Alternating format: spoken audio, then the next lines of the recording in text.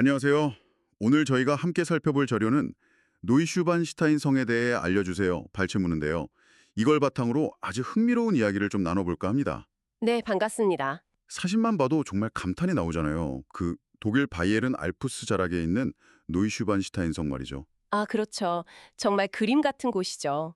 이 성이 왜 그냥 예쁜 성을 넘어서 거의 뭐랄까 신화적인 상징처럼 되었는지, 또 그 뒤에 숨겨진 이야기들, 이런 것들을 좀 깊이 파헤쳐 보는 게 오늘 저희 목표입니다.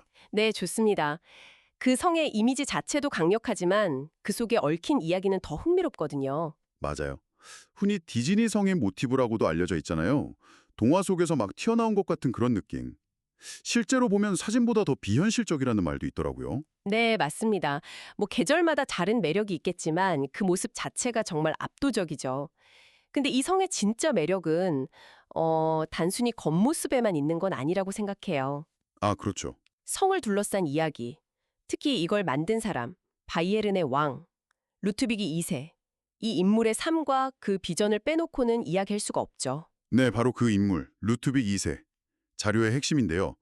왕인데 정치보다는 예술이나 건축에 훨씬 더 관심이 많았다는 점이 참 독특해요. 어떤 인물이었을까요? 확실히 평범한 군주는 아니었죠.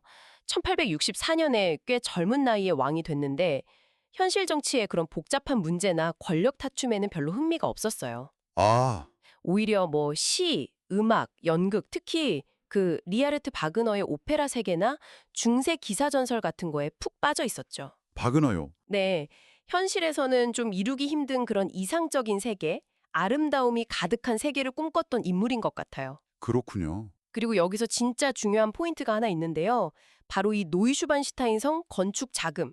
이게 어디서 나왔냐는 거죠. 아, 자금이요? 네, 이 엄청난 공사가 국가 예산, 그러니까 국민 세금으로 지어진 게 아니라는 거예요.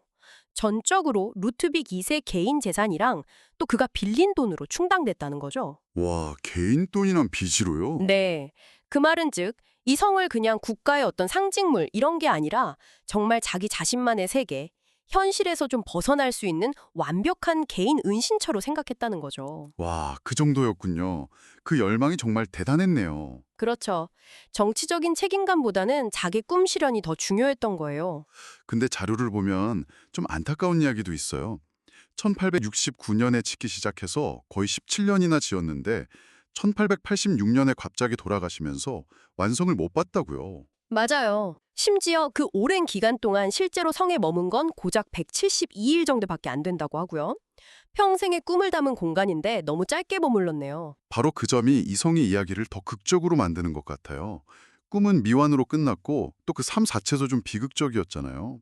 말년에 정신질환 판정받고 폐위되고 죽음도 좀 의문스럽고요. 네. 근데 참 아이러니하게도 성이 완성되지 못했다는 점하고 왕의 그런 비극적인 이야기가 합쳐지면서 노이슈반슈타인이 그냥 건물이 아니라 사람들의 상상력을 계속 자극하는 그런 신비로운 장소가 된 거죠. 아, 만약에 모든 계획대로 완벽하게 다 지어졌다면 오히려 지금 같은 그런 아련하고 낭만적인 느낌은 좀 덜했을 수도 있어요.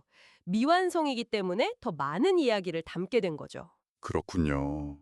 미안성이 오히려 매력을 더했다니 참 아이러니하네요. 성 이름도 노이 슈반슈타인.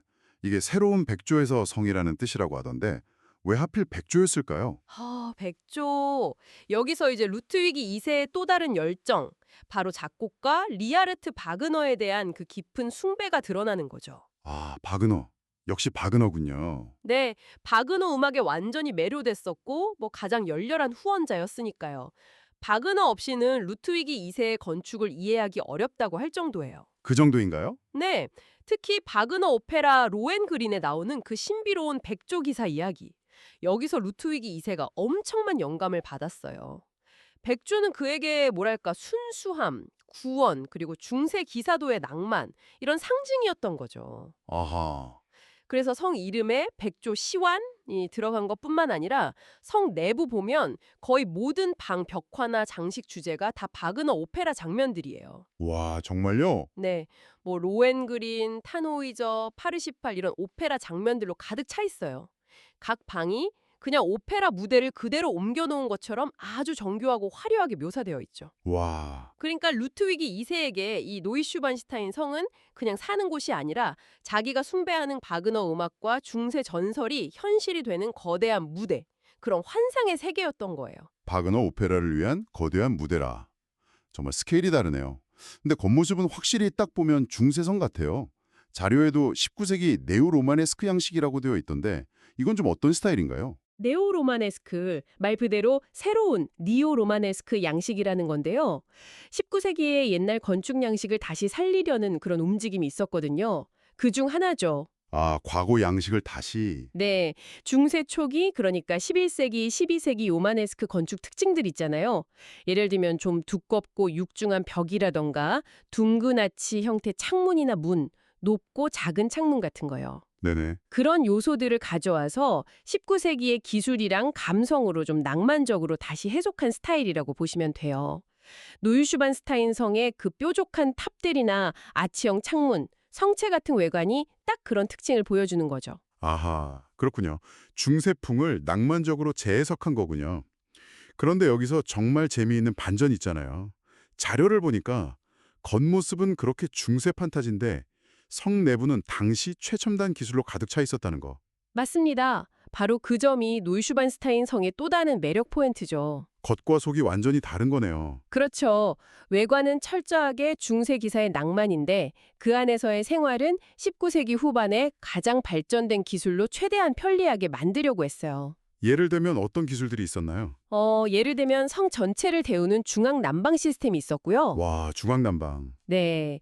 그리고 모든 층에서 따뜻한 물, 차가운 물 다 나오는 수돗물 설비도 있었고 심지어 각 층마다 수세식 화장실도 있었어요. 수세식 화장실까지요? 그 시대? 네, 그리고 내부 전화선까지 갖추고 있었죠. 뭐 식사 운반용 작은 승강기도 있었고 하인 부르는 벨 시스템은 배터리로 작동됐다고 하더라고요. 와, 대단하네요. 이게 어떻게 보면 과거의 이상적인 모습에 대한 깊은 향수를 가지면서도 동시에 당시 과학기술 발전을 아주 적극적으로 받아들였던 19세기 후반의 시대적 특징을 딱 보여주는 거죠. 그렇네요. 루트비흐 2세는 중세 기사의 꿈을 꿨지만 뭐 겨울에 춥게 지내거나 차가운 물로 씻고 싶지는 않았던 거예요. 하하, 그럴 수 있죠. 정말 겉모습의 낭만과 내부의 실용성, 이 대비가 흥미롭네요. 네. 과거에 대한 동경과 현재 기술의 공존. 이게 이 성을 더 입체적으로 만드는 것 같아요. 정말 그러네요. 겉으로는 환타지, 속으로는 거의 스마트홈 수준인데요. 그럼 그 내부는 얼마나 화려했을지 궁금해요.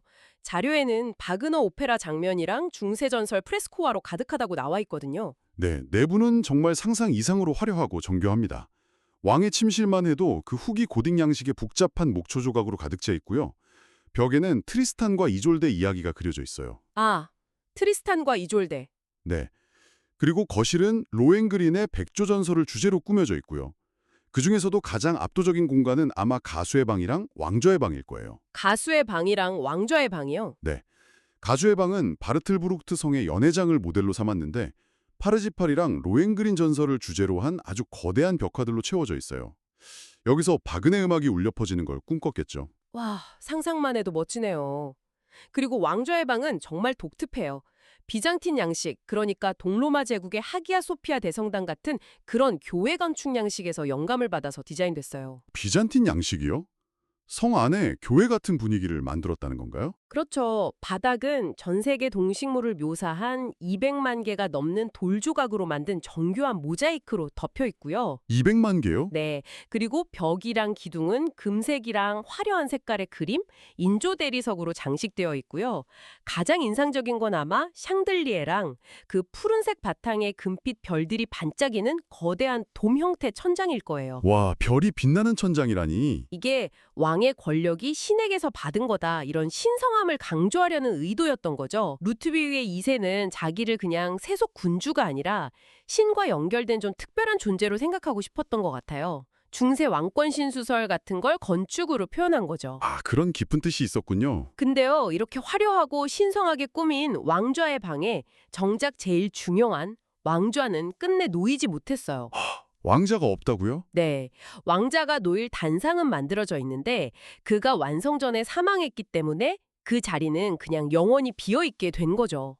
이것도 참 성이 품고 있는 미완성의 슬픔 같은 거죠. 화려함의 극치인데 그 중심이 비어있다니 정말 영화의 한 장면 같아요. 그리고 루트빅 2세의 의도와 현실 사이에 또 다른 아이러니가 있잖아요. 네. 그는 이 성을 정말 세상 시선에서 벗어나서 오직 자기 자신만을 위한 비밀스러운 안식처럼 만들고 싶어 했는데 자료에 따르면 그가 죽고 나서 불과 몇 주 만에 성문이 대중에게 활짝 열렸다고요? 네, 맞습니다. 그의 죽음이 성의 운명을 완전히 바꿔버렸죠. 어떻게 그렇게 바로 공개가 된 거죠? 그가 세상을 떠나자마자 성 소유권이 왕가에서 바이엘은 주 정부로 넘어갔어요. 근데 당시에 성 짓는 데 들어간 돈이 엄청났고 그 때문에 빚도 많았거든요. 아, 역시 돈 문제였군요. 유지 비용을 마련할 방법으로 성을 유료 관광지로 개방하기로 결정한 거예요. 루트비히 2세가 살아생전에는 그렇게 감추고 싶어 했던 지극히 사적인 공간이 그가 죽자마자 국가의 주요 수입원이자 뭐랄까 대중의 구경거리가 되어버린 거죠. 정말 아이러니하네요. 지금 연간 140만 명 이상이 그의 꿈의 성을 방문한다고 하니까요. 이건 루트비히 2세는 상상도 못했을 상황일 거예요. 그의 개인적인 비극이 역설적으로 바이에른주에는 큰 경제적 이익을 가져다 준 셈이죠. 역사의 아이러니가 참 씁쓸하면서도 흥미로워요. 정말 그렇네요. 그의 의도와는 완전히 반대의 결과가 된 거군요. 그리고 이 성의 이야기는 여기서 끝나지 않죠. 월트 디즈니에게 영감을 주었다는 사실, 이건 정말 유명하잖아요. 네. 디즈니 이야기 빼놓을 수 없죠. 디즈니랜드 잠자는 숲속의 공주성의 모델이 되고 디즈니 로고에도 영향을 미쳤다는 이야기는 거의 정설처럼 받아들여지고요. 맞습니다. 노이슈반슈타인 성이 가진 그 비현실적이고 동화 같은 이미지가 전 세계 사람들한테 꿈과 환상의 성이라는 인상을 아주 강하게 심어줬어요. 네. 월트 디즈니가 1930년대에 유럽 여행하다가 이 성을 보고 정말 깊은 영감을 받아서 나중에 자기 애니메이션이나 테마파크 디자인에 그 이미지를 적극적으로 썼다는 건 잘 알려진 사실이죠. 그렇죠. 성 자체가 품고 있는 극적인 이야기, 또 그 깎아지른 절벽 위에 세워진 드라마틱한 위치, 주변의 아름다운 자연, 뾰족한 탑과 성벽의 낭만적인 실루엣, 이런 것들이 완벽하게 어우러져서 시대를 초월해서 대중문화 속 판타지의 어떤 원형 같은 이미지를 제공한 거예요. 그렇군요. 루트비히 2세 개인의 아주 내밀한 꿈이 그가 전혀 예상하지 못했을 방식으로 전 세계적인 문화 아이콘으로 다시 태어나고 소비되고 있는 거죠. 자, 그럼 이 모든 걸 종합해보면 오늘 우리는 노이슈반슈타인 성을 둘러싼 정말 여러 겹의 이야기를 살펴봤습니다. 현실 정치를 좀 외면하고 자기만의 낭만적인 세계를 만들려 했던 루트비 2세의 꿈과 열정, 네. 또 바그너 오페라에 대한 깊은 애정, 중세 겉모습 속에 숨겨진 19세기의 최첨단 기술, 화려함과 미완성의 공존, 그리고 개인적인 은둔처에서 세계적인 관광 명소이자 문화 아이콘으로 변모한 그 역설적인 운명까지 정말 다층적인 매력을 가진 곳인 것 같아요. 그렇죠. 이 성이 오늘날까지도 그냥 예쁜 관광지를 넘어서 많은 사람들에게 깊은 감동과 영감을 주는 이유는 아마 그 안에 담긴 이야기가 우리 안에 어떤 보편적인 갈망을 건드리기 때문이 아닐까 싶어요. 보편적인 갈망이요? 네, 현실의 제약에서 좀 벗어나서 이상적인 세계, 아름다움과 완벽함을 추구하고 싶은 그런 욕망 말이죠. 루트비 2세의 삶은 어떻게 보면 현실 도피적이라고 비판받을 수도 있지만 또 다르게 보면 순수한 열정으로 자기만의 비전을 끝까지 밀어붙였던 한 인간의 이야기로도 읽을 수 있거든요. 아, 그 극단적인 낭만주의가 시대를 넘어서 우리를 매료시키는 걸지도 모르죠. 그렇군요. 여기서 이런 질문을 한번 던져볼 수 있을 것 같아요. 왜 우리는 이렇게 현실과 좀 동떨어진 듯한 동화적인 이야기에 끌리는 걸까요? 이게 혹시 각박한 현실에 대한 반작용일까요? 아니면 아름다움이나 이상향에 대한 동경이 그냥 인간의 본성 같은 걸까요? 당신은 어떻게 생각하시나요? 정말 생각해 볼 만한 질문이네요. 마지막으로 이런 상상을 한번 해보는 것 어떨까요? 만약에 루트비그 2세가 타임머신을 타고 오늘날 노이슈반슈타인 성 앞에 딱 나타났다고 상상해보세요. 네. 전 세계에서 몰려든 관광객들이 막 셀카봉 들고 성 배경으로 사진 찍고 있는 모습을 보면서 과연 어떤 표정을 지을까요? 그러게요. 자기가 그토록 비밀스럽게 간직하고 싶었던 꿈의 공간이 만인의 구경거리가 된 현실 앞에서 과연 분노할까요? 아니면 자기 창조물이 시대를 넘어서 이렇게 사랑받는 것에 좀 기묘한 만족감을 느낄까요? 와, 정말 궁금한데요. 어쩌면 그 답은 영원히 알 수 없겠지만 한 번쯤 이렇게 생각해 보는 것만으로도 이성의 이야기가 남기는 여운을 더 깊게 느낄 수 있지 않을까 싶습니다. 정말 흥미로운 질문을 남겨주셨네요. 오늘 당신 덕분에 노이슈반슈타인성의 겉모습 너머에 숨겨진 정말 깊고 풍부한 이야기를 함께 탐험할 수 있었습니다. 저희도 아주 즐거운 시간이었습니다. 저도 즐거웠습니다. 다음에 또 다른 흥미로운 주제로 당신과 함께 이야기 나눌 수 있기를 기대하겠습니다. 감사합니다. 네, 감사합니다.